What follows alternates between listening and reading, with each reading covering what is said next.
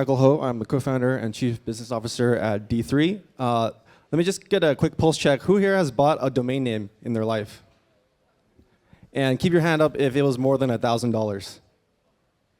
Few of you? OK. So D3, our mission is to tokenize the internet's real estate, which is domain names.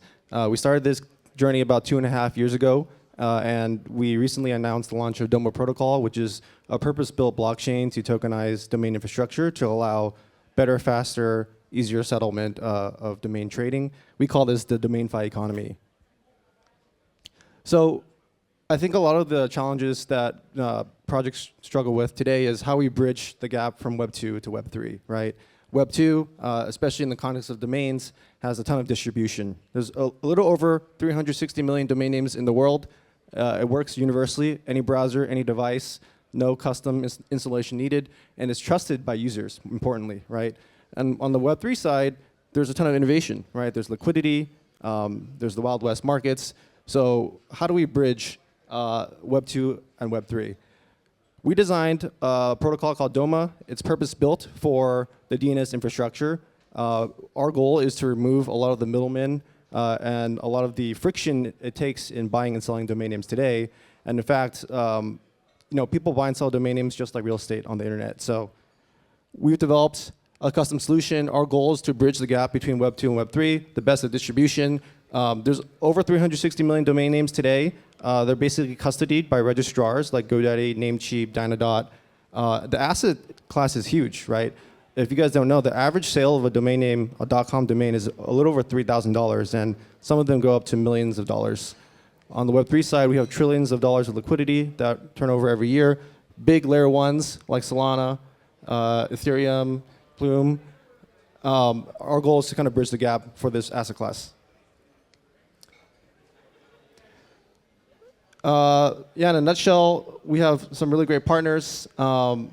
It's all about bringing real-world assets on-chain. Our solution, DOMA, is actually a bridge. So we do off-chain attestation of domain name ownership, allows us to mint a synthetic token, and you can actually bring that natively to any partner chain, trade on any dApp, whether it's Magic Eden, whether it's a fractional investing app, loading and borrowing. Those are some of the use cases we want to enable. I think that's it. So any questions around domains or RWAs? Hey, Michael. Thanks for the pitch. What's the ICANN window right now?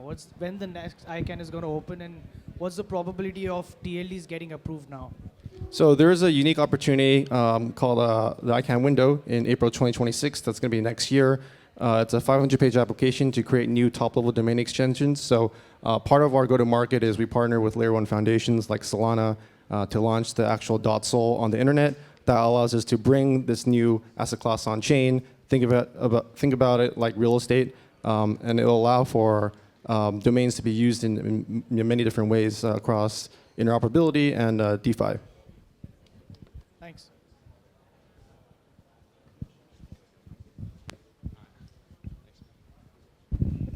Do you see more utility for these domains beyond just being traded assets? Yeah, it's a great question. The reality is, when we took a look at the market, half of the domains today are actually not even used. They're just held at the domain registrar.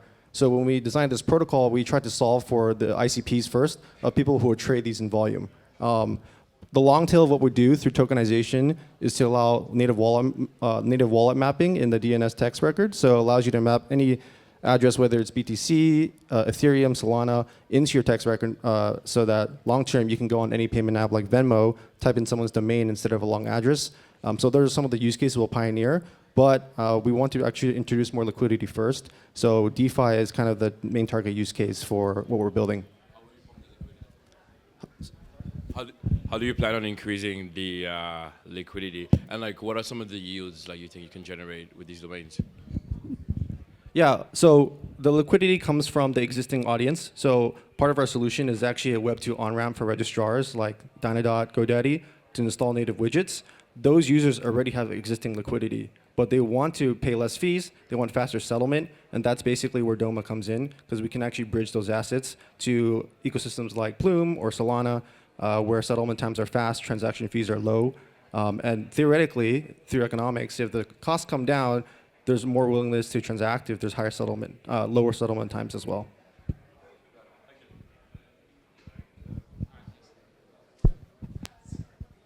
One more question, maybe? No, we don't have any All time, right, thanks. unfortunately. Thanks, guys. Appreciate it.